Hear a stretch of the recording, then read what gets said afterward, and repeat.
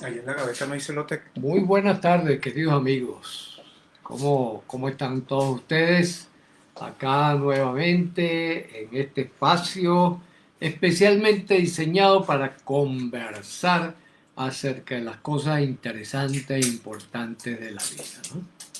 Y que, bueno, de alguna manera este, requieren de nosotros ciertas virtudes, ¿no? Por ejemplo, hemos requerido paciencia porque tuvimos un montón de problemas técnicos que retrasaron pues nuestra entrada acá a lo que podríamos llamar al aire, ¿no? Que podríamos llamar al aire, ¿no? Este, bueno, precisamente porque en la tarde de hoy estamos acá para conversar acerca de lo que se denominan virtudes. Elegimos este tema fundamentalmente porque, bueno, conversando acá con unos amigos y colegas, eh, y hablábamos acerca de las virtudes. Eh, alguien dijo, oye, pero creo que esa sería una palabra políticamente incorrecta al día de hoy. ¿Mm? Es sumamente interesante, eso me llamó la atención, ¿no?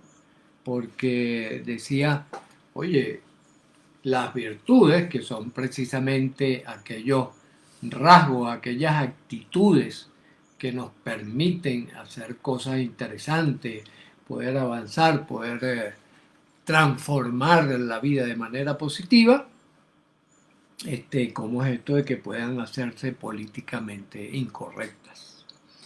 Y un poco conversábamos acerca de con cuánta frecuencia, por ejemplo, entre nuestros allegados, conocidos, la prensa, los videos, etcétera, etcétera, todo este mundo ahorita hiperinformado e hiperconectado, aparece la palabra virtud, ¿no? Aparece la palabra virtud. Hay ciertos grupos donde, por ejemplo, se está utilizando con bastante frecuencia. Pero en la mayoría, por ejemplo, en los medios de comunicación, la prensa, la información, pareciera que el término virtud ha ido menguando, ¿no? Ha ido disminuyendo su frecuencia y, y su, y su presencia, ¿no? Ha menguado su presencia entre esto. Y, por supuesto, el término virtud ha estado durante muchos años atado a los conceptos fundamentalmente de tipo religioso, ¿no? Tipo religioso donde se sugería, ¿no? O se sugiere que el camino de las virtudes es el camino adecuado, es el camino para vivir una vida que valga el esfuerzo de vivir, ¿no? Un abrazo, Natalia, bienvenida. Llegado por allí Natalia, ¿no? Aquí en Facebook. Y por Instagram un saludo a todos los que se están incorporando por allá, ¿no? Eh, entonces dijimos, vale la pena, vale el esfuerzo que nosotros dediquemos algunos minutos a conversar sobre qué son las virtudes y de qué manera nos ayudan a vivir cada vez mejor y mejor, ¿no? Y como les señalaba, el concepto más frecuente, más usado, es el ligado a las religiones, el ligado como a los principios rectores mayores a nosotros mismos, que ordenan nuestra vida de una manera positiva, de una manera constructiva, de una manera santificada. Pero también se utiliza virtudes para señalar las habilidades y las competencias que alguna persona tiene. Por ejemplo, decir, Avix es un virtuoso de los medios de comunicación. O Por ejemplo, María es una virtuosa de la cocina. ¿Mm? O alguien es un virtuoso de la música, del arte, de algo de eso. O sea que en general, virtud suele ser conectado con la aplicación de los valores, de la aplicación efectiva de los valores que uno puede tener en un momento dado, ¿no? De los valores que lo guían como principios rectores, principios rectores acerca del proceso. Y estuve un poco buscando, a través del doctor Google, estuve buscando, por ejemplo, bueno, ¿cuáles pueden ser las virtudes, verdad? Es decir, aquellos valores que bien llevados a la práctica contribuyen sólidamente a que uno lleve una vida cada vez mejor. Y una vida cada vez mejor entendida en las 4 dimensiones que mencionamos siempre en nuestras actividades de Neurocódex, que son las actividades materiales, la actividad social, la actividad espiritual y la actividad mental, ¿no? Y encontré varias listas interesantes, pero que todas reúnen ciertos factores comunes, ¿no? Ciertos factores comunes. Por ejemplo, lo que nosotros hemos destacado como el ASPDR. Está presente, estuve indagando más o menos unas 5 o 6 listas de valores interesantes, de valores que guían comportamientos exitosos y exitosos en el sentido constructivo, ¿no? Y nos encontramos con que efectivamente allí estaba presente el ASPDR. El ASPDR es el acrónimo de amor, solidaridad, paciencia, disciplina y responsabilidad. ¿Mm?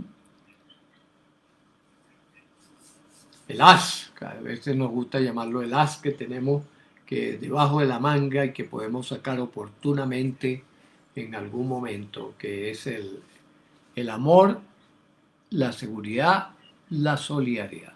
¿Mm?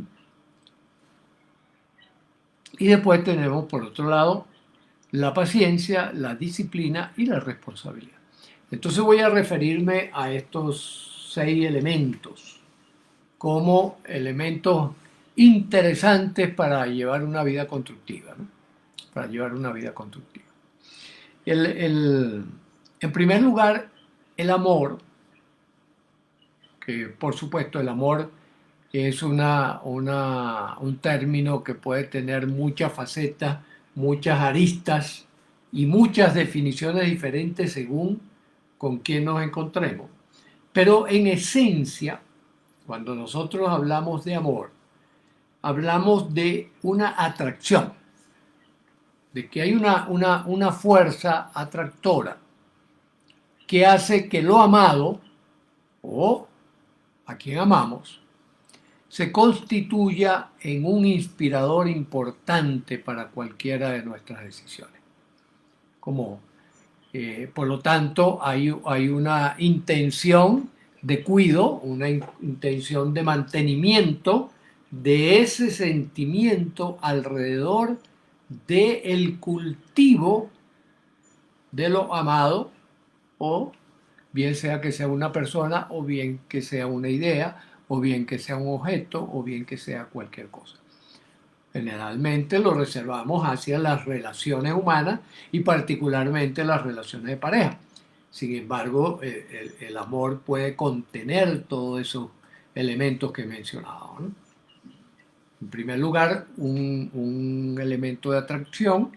En segundo lugar, un elemento de compactación, de tender a mantener unido esas partes. Y un tercer elemento que es de cuidado, un elemento de vigilancia sobre que la cosa funcione adecuadamente.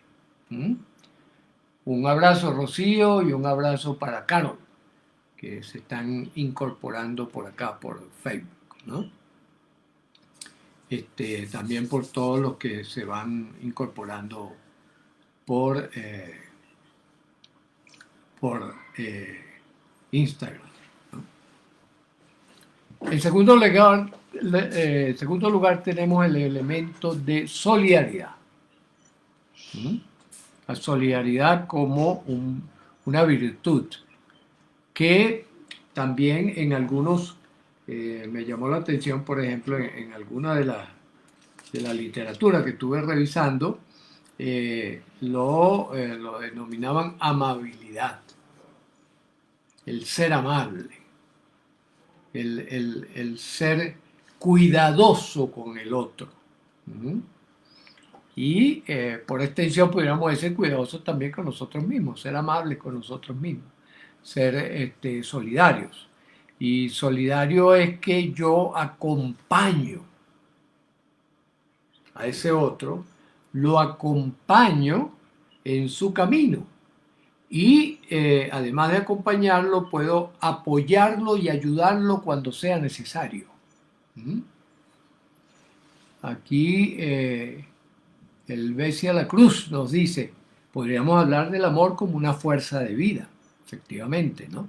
Como esa fuerza que te dirige hacia lo amado. ¿Mm? Ese impulso, esa energía vital que te impulsa hacia lo amado, ¿no? Hacia estar allí, como el verso de Jorge Luis Borges, ¿verdad? Que decía, estar contigo o no estar contigo es la medida de mi tiempo, ¿no? Una hermosa definición de lo que puede ser ese amor, que por supuesto se casa y va de la mano con la solidaridad, con la amabilidad. Entonces, tanto en el amor como en la solidaridad hay este aspecto de amabilidad. Y fíjense que amabilidad viene de amable, o sea que soy amable, que produzco amor. ¿Mm? Y ahí empezamos a hacer nuestra metodología neurocode en el sentido de ir casando los términos unos con otros. ¿Mm? Eh, Después tenemos la paciencia, ¿verdad? La paciencia, que nos gusta definirla como la capacidad que nosotros tenemos de esperar para tomar una decisión en el momento y en el contexto más oportuno para ello. ¿Mm? Esa es la paciencia.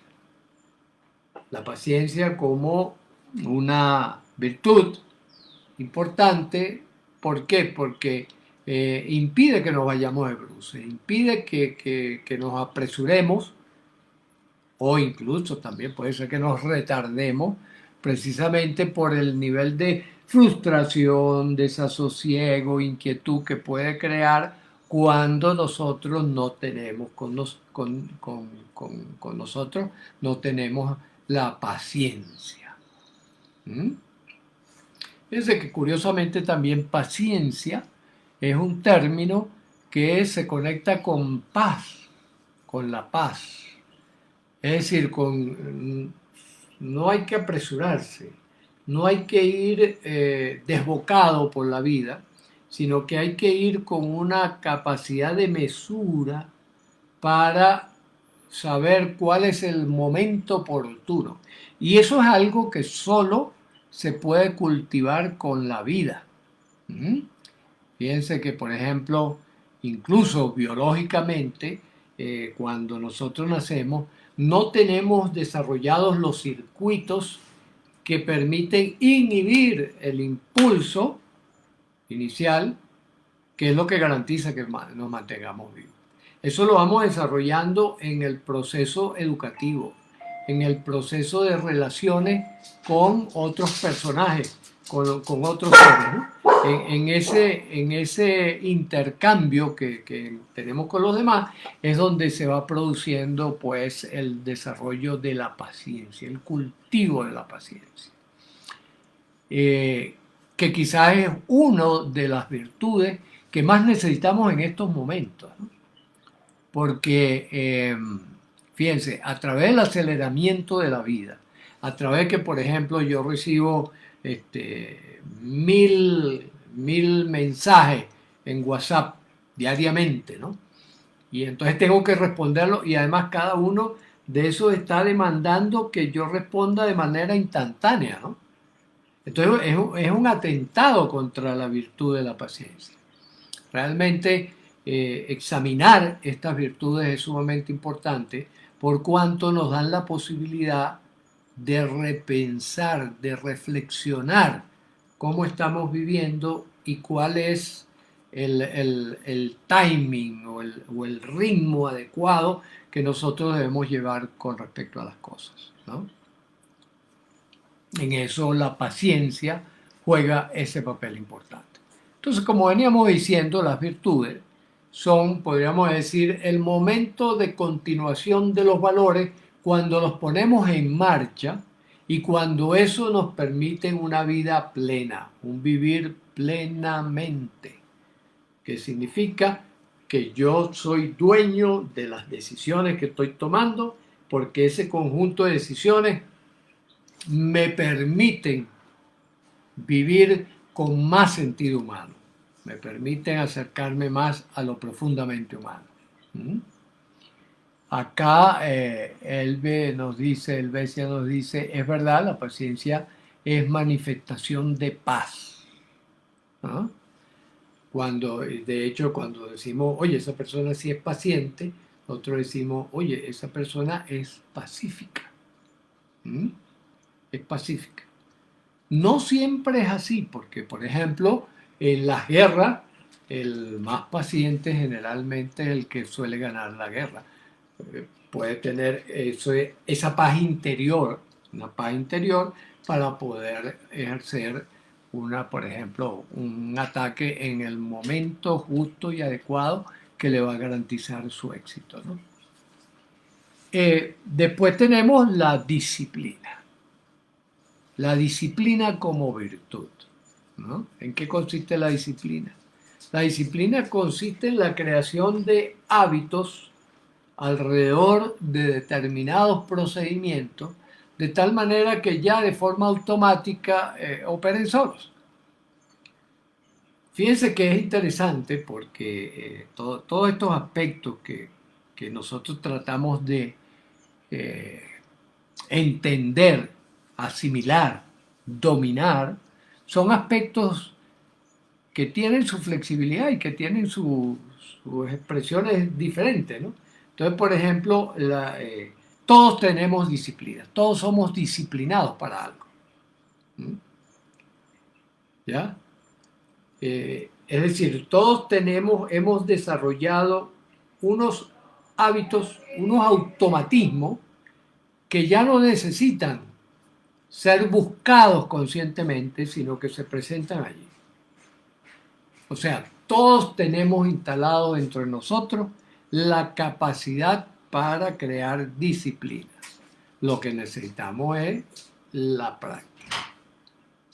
Y una práctica que, por supuesto, como siempre decimos, espontánea y naturalmente ocurre es en momentos en los cuales todavía nosotros no somos conscientes de lo que estamos haciendo, sino que nosotros somos unos disparadores automáticos de eso que vamos dominando. Entonces, por ejemplo, a esas disciplinas adquiridas tempranamente, bueno, las llamamos costumbres, las llamamos mañas, las llamamos mañas si son negativas, costumbres saludables, ¿verdad? Y por último, disciplina, que es esa capacidad de volver, esa virtud de volver sobre aquello que es camino para nosotros vivir cada vez mejor y mejor. Y ese es un poco el sentido de la disciplina. Y después, una virtud es la responsabilidad. La responsabilidad. Es decir, la capacidad de asumir qué me toca a mí en cada momento y qué le toca a los otros o qué le toca a la naturaleza. Lo que me toca a mí, lo que corresponde que yo haga. Y en esto, en el Colegio Neurocódex, sistematizamos que están primero nuestras percepciones. Nosotros somos responsables de nuestras percepciones en tanto que nosotros respondemos con nuestras percepciones. ¿Mm? Nuestras percepciones, nuestros pensamientos también son responsabilidad nuestra. Pueden ser responsabilidad automática o inconsciente, pero son responsabilidad nuestra. ¿Mm? Responsabilidad automática, inconsciente y consciente acerca de nuestras ideas, nuestros sentimientos, nuestras emociones y nuestras acciones. Eso es sumamente importante también, ¿por qué? Porque la rutina a donde nos ha llevado, la disciplina de este siglo XXI ha llevado a mucha gente a poner la responsabilidad en manos de otros. Por ejemplo, me hiciste molestar. Cuando yo digo me hiciste molestar, yo estoy poniendo la responsabilidad de mi molestia en el otro. ¿Ya? Y la cuestión clave es que quien genera la emoción, quien genera el sentimiento, quien genera la percepción, quien genera la idea, es cada uno de nosotros. Por lo tanto, es responsabilidad nuestra asumir esa virtud, ¿verdad? Como un aspecto importante en nuestra vida. Y quizás alguno de ustedes pregunta, bueno, ¿y cómo lo puedo operacionalizar? Que es al final de cuentas nuestra meta fundamental, ¿no? Entonces, lo podemos operacionalizar de la siguiente manera. Cuando tú haces X, matemática pura, cuando tú haces X, yo elijo responsablemente hacer Y. ¿Ya? Ahora, lo elegí automáticamente, por ejemplo, cuando tú me gritas, yo me lleno de ira y te grito más duro. ¿Mm? Lo hice en modo automático. Ok, lo hice en modo automático. ¿Qué significa? Que necesito un reaprendizaje si no quiero pelear. ¿Verdad? Porque para pelear se necesitan dos mínimos. ¿Mm? Entonces, si alguno de los dos no pelea, no hay pelea. ¿Ya? Si alguno de los dos no asume la cosa como un reto para enfrentamiento, ya no hay posibilidad de enfrentamiento, ¿no? Puede haber posibilidad de imposición, pero eso es otro capítulo. Eso es otro capítulo, ¿no? Hay muchas opciones. Frente a cada situación que nos plantea la vida, hay muchas opciones. ¿Ya? Marco por acá nos dice, las emociones siempre preceden a las emociones siempre preceden a las emociones y cuando son fuertes desplazan a los sentimientos. Me imagino que te refieres en la segunda emociones, las emociones preceden a los pensamientos. Sí, ¿ya? Ahí esa fracción de tiempo, esto lo hemos conversado en otros conversatorios y es bueno aclararlo porque quizás hay personas que están entrando por primera vez y que desconocen, por ejemplo, todas las elaboraciones que hemos hecho alrededor del Neurocódex.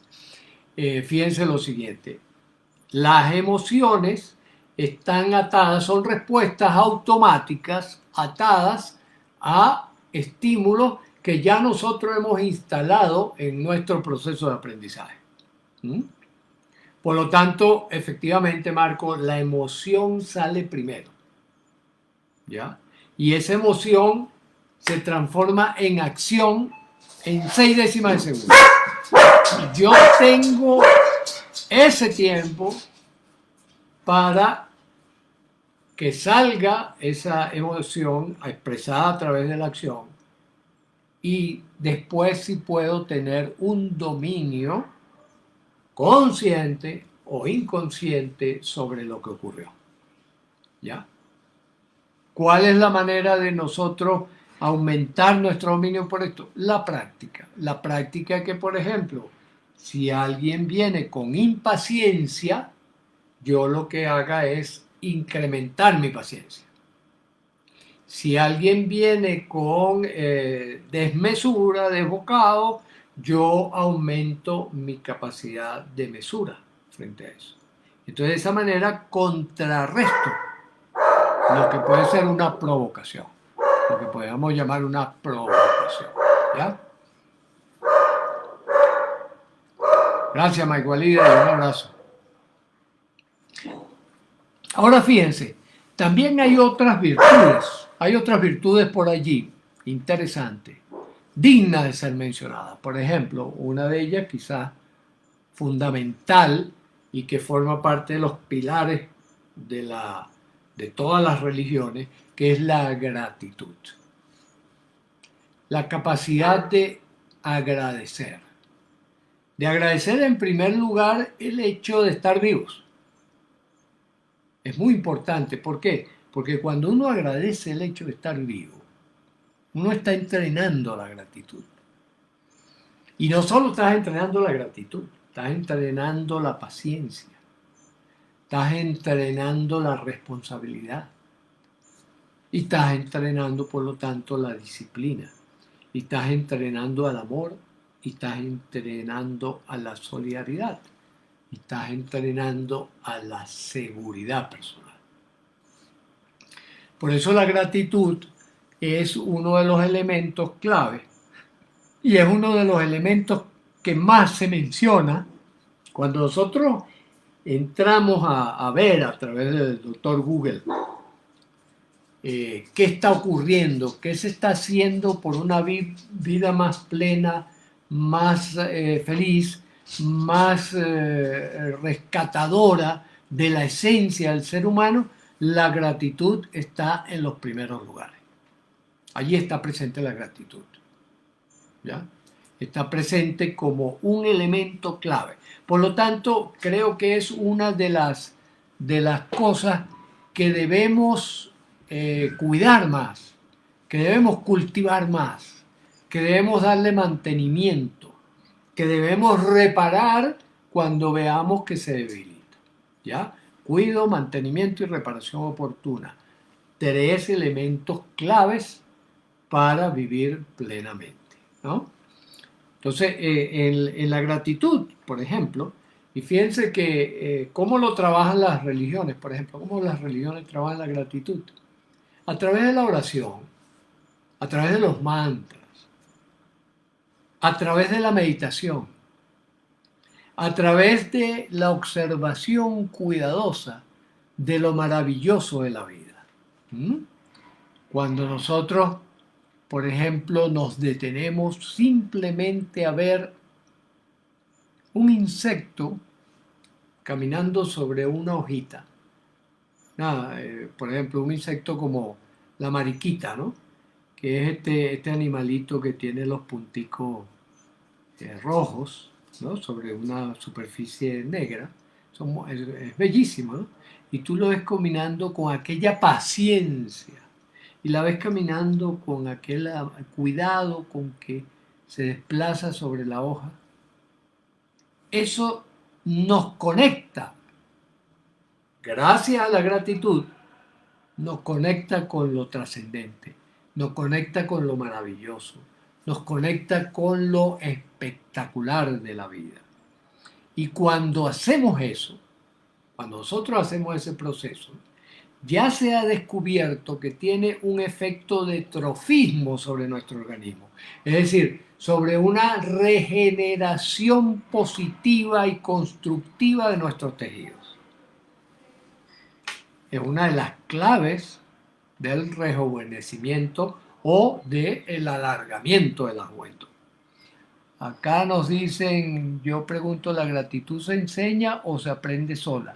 Me refiero hacia los niños, ¿cómo hacemos para que los niños se levanten en ese contexto? Muy buena pregunta. Excelente pregunta porque contiene la respuesta en sí misma. Te lo explico. Cada vez que uno está enseñando, está aprendiendo. Y cuando uno está aprendiendo, está enseñando. Y siempre ocurre en díada. No, a nadie aprende por sí mismo. No estamos diseñados para eso. El diseño humano es que nosotros en primer lugar aprendemos de otros seres humanos. Fíjense que desafortunadamente ha ocurrido en la historia lo que se llama el fenómeno de los niños ferales. Los niños ferales son niños que o de muy pequeño o apenas nacer fueron abandonados o se perdieron pues simplemente en la selva. ¿Mm? Hay incluso casos recientes, incluso hay un caso que un colega nos envió los videos, ¿verdad? De una niña que descubrió en una casa del llano venezolano que por circunstancias X, Y, Z, la madre la crió en el patio, la pone ahí en el patio, y en el patio había 3 perros, y esta niñita se parece más en su comportamiento a un perro que a un humano. ¿Ya? Ladra, juega como los perros, gruñe, ¿no? ¿Por qué? Porque sus educadores, sus socializadores, así lo llaman, así ellos llaman en las disciplinas científicas, socializadores son aquellos que te insertan dentro del mundo social, que es el mundo en el que nosotros vivimos. Recordemos que hay 4 dimensiones inevitables en donde nosotros nos desenvolvemos. La dimensión material, ¿verdad? El espacio físico. La dimensión social, que es el grupo en el cual nosotros nacemos, crecemos y vivimos. El mundo mental, que es la absorción de esos 2 mundos anteriores, material y social, que yo incorporo en mi cabeza y que me van a constituir como individuo. Y la dimensión espiritual, que es todo lo que tiene que ver con lo trascendente. De tal manera que siempre estas virtudes son aprendidas, genéticamente recibimos el potencial para inclinarnos hacia un lado o hacia otro. Pero es en el proceso educativo, en el contacto con los adultos, donde vamos configurando y dándole forma a la virtud. Por lo tanto, si quieres que tus hijos agradezcan, enséñalos a agradecer desde pequeños. Ellos solos no van a llegar allí. Ellos solos no van a llegar allí. ¿Ya? Eso es muy importante. Fíjense que eso hace que la educación se convierta en el eje fundamental de la actividad humana. El eje fundamental de la actividad humana es la educación. Y por lo tanto, todas estas virtudes son moldeadas en la educación. Se me viene a la mente una comparación, una alegoría que puede ser interesante, que es como que nosotros nacemos con la arcilla, pero quien moldea la arcilla no somos nosotros. Quienes moldean la arcilla son nuestros socializadores. Y ojo con esto, porque hoy en día uno de los socializadores más importantes, es decir, un papá mamá que está metido en cada una de nuestras casas, son los medios de comunicación, son todos estos aparatos electrónicos, son todos estos equipos que están metiéndose y estructurando nuestra cabeza. Por eso cuando nosotros le entregamos a un niño un videojuego, estamos entregando un fusil. Si son estos videojuegos, por ejemplo, donde tienes que matar, ¿no? Que son los favoritos, los que más abundan, ¿no? Le estás entregando la formación de una virtud o de una antivirtud, ¿sí? De un vicio, ¿sí? Las virtudes y los vicios. Entonces, el vicio de asumir la vida como un reto donde tú vas a combatir. Y de hecho, es como un espíritu de época interesante, ¿verdad? Fíjate que tú montas una empresa y la empresa es, yo compito con las demás empresas y veo a mi otra empresa como un enemigo. Y si pudiera lo matara, ¿no? Porque es como que competimos por un objetivo, guerreamos por la paz. Entonces, armas para la paz, ¿no? Entonces uno dice, ¿cómo que armas para la paz? ¿Esto qué es? Porque el nivel de enfrentamiento en un lugar en un momento dado es de tal magnitud que la única manera de apagar el fuego es con más fuego. ¿Mm? Como cuando los bomberos terminan un incendio con una explosión. ¡Pum! ¿No? Explotan y entonces el fuego se dispersa y se extingue, ¿no? Es un poco ese mecanismo. Por eso hay que tener mucho cuidado con todo esto y por eso hay que asumir la educación como efectivamente lo que es, ¿no? Como la forma en la cual moldeamos esa estructura que somos, por lo menos nos moldean directamente hasta que tenemos 4 o 5 años, ¿no? A partir de allí empieza a vivir un poco esa masita y puede ser que cambie, modifique muy levemente algunas de las cosas que ha aprendido, que ha dominado y que ha bajado a el automático, ¿no? Y después, bueno, cuando uno crece, tiene la opción, ¿verdad? Consciente, tiene la opción consciente de decir, bueno, yo quiero reprogramar todo esto. Y allí es donde aparecen esta multitud, esta miríada de herramientas interesantes y positivas que nos permiten poder hacer como volver a agarrar esa plastilina y volverla a modelar. ¿Qué ocurre? Como yo creo que todos hemos pasado por plastilina, ¿verdad? Y todos sabemos que la plastilina cuando la amasamos se ablanda y por lo tanto es más fácil darle forma. Pero si nosotros la dejamos unas horas, la dejamos unos días, cuando nosotros la volvemos a agarrar encontramos con que está dura.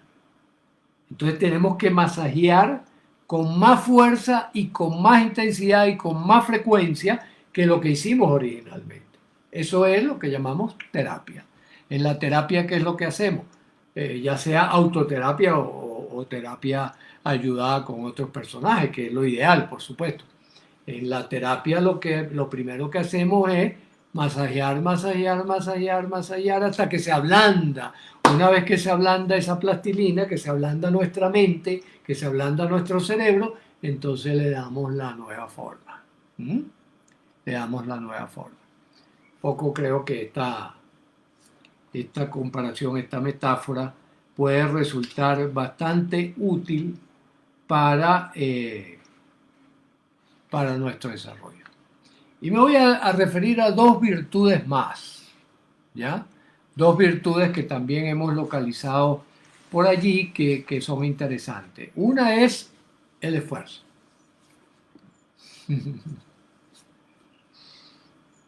El agarrar la plastilina y decir, oye, pero esta plastilina está durísima. Ah, ok, está durísima. Entonces, primero dale suave con el calor de las manos, la podemos ir ablandando. Y después, en la medida que se va ablandando, podemos ir dando forma a lo que queremos, ¿no? Eso lo logramos con esfuerzo.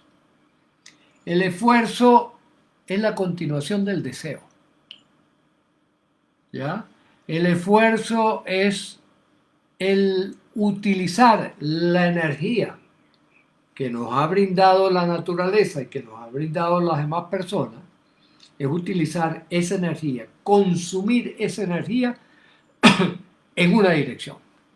Por eso el esfuerzo está detrás del PDR, ¿ya? El esfuerzo está detrás de la paciencia, de la disciplina y de la responsabilidad, ¿ya? El esfuerzo es ese consumo de energía que nosotros hacemos para ir en la dirección en que nos queremos mover.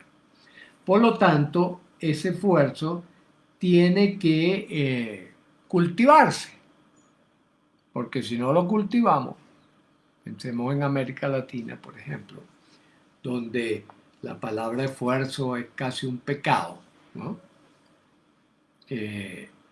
Y a la vez es un pecado indispensable. Por lo tanto, aprender a amar, ser amable, paciente, disciplinado y responsable con el esfuerzo, es una manera de enriquecer nuestro clúster, nuestro racimo de virtudes que pueden acercarnos cada vez más y más rápidamente a nuestras metas, a nuestros objetivos. Ok, entonces Elvia nos dice, la socialización, con el ejemplo, es la manera como se internalizaría la gratitud. Sí, entonces la gratitud se va internalizando a través de que, por ejemplo, fíjense qué es lo que se acostumbra en las religiones. Desde muy temprano a los niños se les enseña a orar. ¿Para qué? Para que agradezcan, para que agradezcan, para que cultiven la gratitud. Pero, ¿qué suele ocurrir? Que cuando automatizamos el discurso, ya nos olvidamos de la intención. Al olor de la flor se le olvida la flor, escribió Juan Manuel Serrat, ¿verdad? Es decir, si yo, por ejemplo, oro en modo automático, yo estoy orando y estoy pendiente de los que están a mi lado y qué están haciendo y cómo se están comportando, yo estoy perdiendo el sentido de gratitud que encierra en su intención originaria la oración. ¿Ya?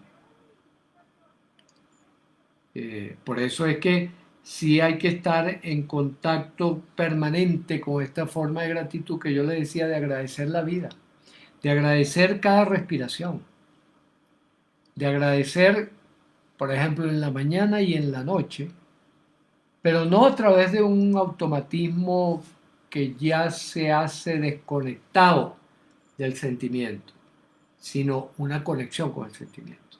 Y en eso es que es fabuloso la meditación dirigida. O sea, yo medito, pero con un propósito, y medito con una conformación que va hacia mis propósitos. Me represento lo que yo quiero fomentar. Entonces yo me represento, por ejemplo, el agradecer profundamente, y lo siento en el corazón, para conectarme con lo trascendente. Una manera de garantizar que ese esfuerzo que estoy haciendo vaya en la dirección de la gratitud. Y la otra, por supuesto, la otra virtud a la que me quiero referir es la del perdón, que también esta sí está profundamente de moda, ¿verdad? Que hay que perdonar, que tú tienes que perdonar, que a través del perdón es que puedes llegar a la gratitud.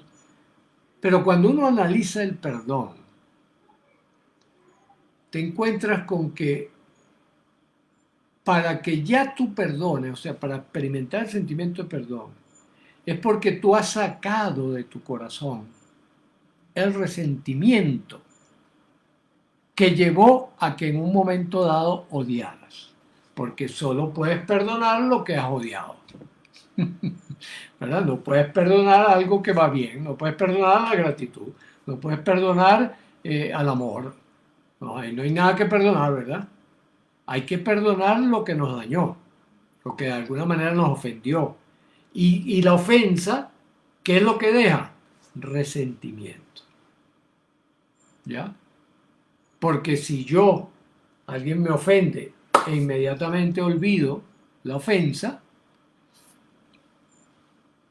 no hay nada que perdonar. Para yo perdonar es porque en mi interior, en mi responsabilidad, hay un resentimiento, hay un sentimiento negativo hacia aquel que me ofendió. ¿Ya?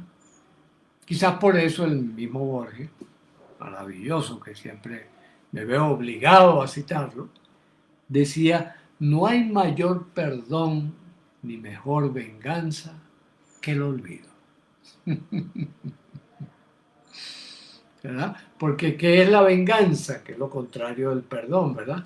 La venganza es que entonces yo asumo como contravirtud, como vicio, el infligirle daño a lo que me dañó, devolver el daño, devolver con la misma mercancía lo que me vendieron. Entonces devuelvo la misma mercancía, te devuelvo tu mercancía. Por eso, para trabajar el perdón, lo que hay que trabajar no es el perdón directamente, lo que hay que trabajar es el resentimiento. ¿Qué hay en mi corazón? Y el resentimiento pertenece al corazón, es una virtud directa del corazón. Esa espina que tengo clavada en mi corazón es lo que tengo que sacar. Sin caer en los extremos del poeta, que si no recuerdo quién fue el autor, que decía que tenía una espina clavada en el corazón. Logré sacarme la espina y ahora no siento el corazón. Bueno, pobrecito, porque en su corazón solo existía la espina, ¿verdad? Si yo me quito la espina, voy a sentir mi corazón como realmente es y como realmente él siente. ¿Ya? Es decir, voy a rescatar lo que hay en mí de amor, de solidaridad, de paciencia, de disciplina y de responsabilidad. Eso es lo que voy a rescatar. Que eso se ve modificado si yo tengo una espina. Es decir, si yo tengo un resentimiento, el que no va a estar en paz soy yo. Por eso es que siempre decimos que cuando uno perdona, en realidad quien está perdonando es a uno mismo. Es decir, en realidad a quien está rescatando es a uno mismo. ¿Ya? Por eso, para perdonar, no necesito al otro. Me necesito es a mí y necesito es asumir la responsabilidad y hacer el esfuerzo por yo liberarme de esa espina. Porque la espina no la tiene el que me hizo daño, a no ser que eso le haya ocasionado una culpa, en cuyo caso es diferente. Pero si no le ocasionó ninguna culpa, ya él no tiene nada que ver con lo que tú pretendes perdonar, ¿no? Doris dice, ¿usted considera que alguien perdone a otro que le quitó la vida a un familiar? Mira, el ejemplo más bello es lo que está pasando en Ruanda. En Ruanda hubo una guerra civil, bueno, salvaje, terrible, donde se mataron, violaron, mutilaron eh, entre tribus durante varios años. Y ellos utilizaron una práctica del perdón basada en borrar el resentimiento y en reencontrarse en otro contexto. Y actualmente están viviendo en paz. O sea, actualmente incluso han hecho hasta matrimonios. Por ejemplo, entre un tipo que mató al papá de esta mujer y ahora, después de ese proceso de redefinición de aquí en adelante, se enamoraron y se casaron. ¿Qué te parece? Es decir, es posible. Sí es posible. Y es posible gracias a que sacas de tu corazón el resentimiento. Por supuesto, si tienes resentimiento acerca de ese que mató a tu familiar, por supuesto no va a funcionar la cosa, no lo vas a poder perdonar. Ahora, y tú dirás, pero bueno, ¿cuál es el argumento para que yo no tenga resentimiento con alguien que mató a un familiar? Bueno, porque hay que ver en qué contexto ocurrieron las cosas y en qué contexto está esa persona ahora, porque no vaya a ser que te mate a ti ahora, ¿no? Claro. Es decir, ya cambió el contexto de ejecución. Si cambió el contexto de ejecución, pues uno puede decir, oye, sí, La vida te da sorpresas. La vida te da posibilidades de evolucionar. Porque quien vive en resentimiento vive paralizado, no puede avanzar. Al sacarte la espina del resentimiento es que vas a poder evolucionar. Si ese resentimiento tiene una magnitud comparada con el dolor, claro, el resentimiento es el dolor. Ese dolor que tiene es el resentimiento. Allí está. Entonces, por eso los trabajos de perdón, bien hechos, cuando tú ves a la persona que ha salido ya de eso, tú dices, cónchale, pero qué maravilla, qué capacidad de agradecer que la vida cambia, qué capacidad de agradecer que las cosas pueden tener una valoración distinta a lo largo del tiempo. ¿Mm? Y esa es la clave del perdón. ¿Ya? Y por eso es que se dice que el perdón es más una experiencia interna que realmente hacia el otro. El gesto hacia el otro tiene que ver con el estado del otro, ¿no? Ahí en uno de los relatos de Borges, él cuenta donde dice esto de que no hay mayor perdón ni mejor venganza que el olvido. Comienza con el relato del encuentro de Caín y Abel en el futuro, ¿no? Se encuentra Caín y Abel. Y Abel se arrodilla ante Caín y le dice, perdóname hermano, yo te maté, yo te maté. Y Caín se sorprende. Dice, no, pero espera un momentico, Abel, tú estás confundido. Fui yo quien te maté a ti. ¿No? Abel había trastocado la memoria. Y al tener un cambio en la memoria, hay un cambio en todas sus virtudes. En su actitud frente al hermano. Por eso es que Borges termina afirmando eso, de que no hay mayor perdón ni mejor venganza que el olvido. ¿Por qué? Porque si el otro, por ejemplo, estaba esperando tu venganza para alimentar su pecado, pues se queda desconcertado. No me acuerdo que me hayas hecho daño. La verdad es que no lo recuerdo. Y la otra persona está deseosa de que tú recuerdes el daño para redañarte, ¿no? Porque él no ha cambiado el contexto. Pero si tú cambias el contexto y ya tú olvidaste, entonces se queda sorprendido. No hay mayor venganza que el olvido. ¿Ya? Entonces, todas estas cosas son posibles en la medida en que nosotros conectamos. No analizamos las cosas separadas, divorciadas una de otra, sino que creamos las conexiones que existen entre los distintos componentes de nuestra vida para armar un tejido, para armar una estructura compleja que es la acción de vivir. Y que en el colegio trabajamos para que sea vivir plenamente.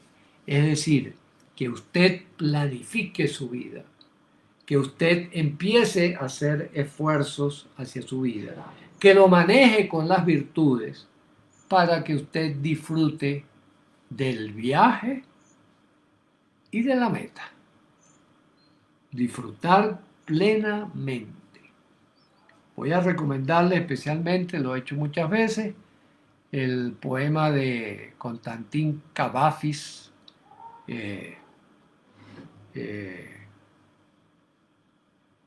Ítaca.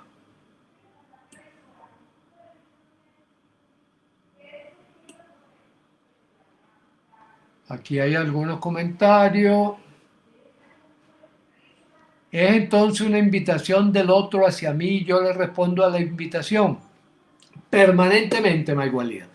Permanentemente estamos en eso. Estamos en intercambio. Es decir, la vida no se detiene.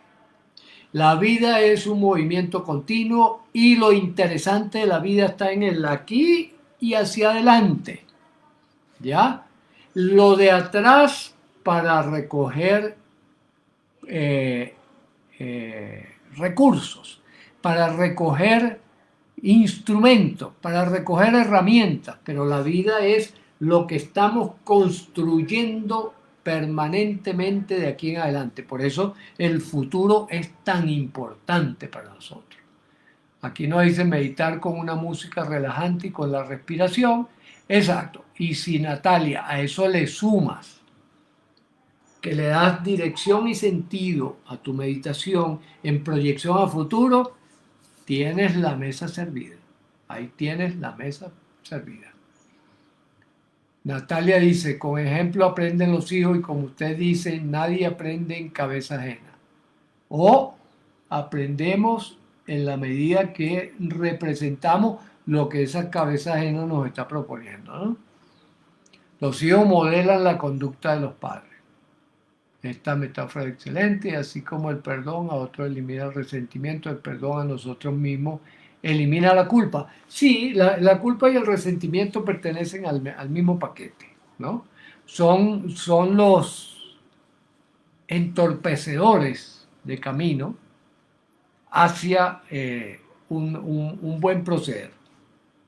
A veces la culpa, por ejemplo, si uno tiene un mal hábito, si uno tiene un automatismo hacia algo destructivo, la culpa allí ayuda a nosotros desviar el camino. Por ejemplo, no voy a hacer eso porque me voy a sentir culpable. Entonces, a veces opera como freno, pero realmente el costo energético de utilizar ese modelo es alto.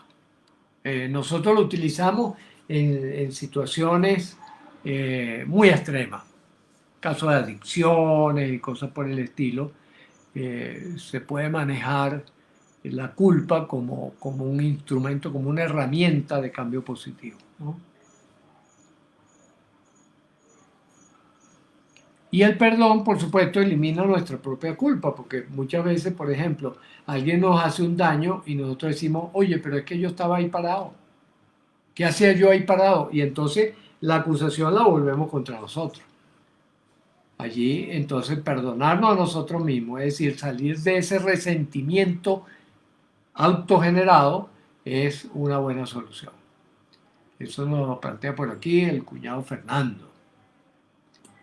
La alta expectativa que teníamos con respecto a nosotros y a los otros ayuda a formar el resentimiento y la culpa. No aceptamos los errores de otros y los nuestros. Exactamente, sí. Una educación tergiversada, hemos vivido una educación realmente torcida. Y esa es una de las razones por las que hemos creado el colegio, precisamente para reparar lo que ha sido un camino de aprendizaje, un camino flexible en la vida. Bueno, mis queridos amigos, ha sido un verdadero placer haber estado compartiendo con ustedes, poder mantener este diálogo, que continuaremos entonces el miércoles de la semana próxima. Mientras tanto, un abrazo y seguimos.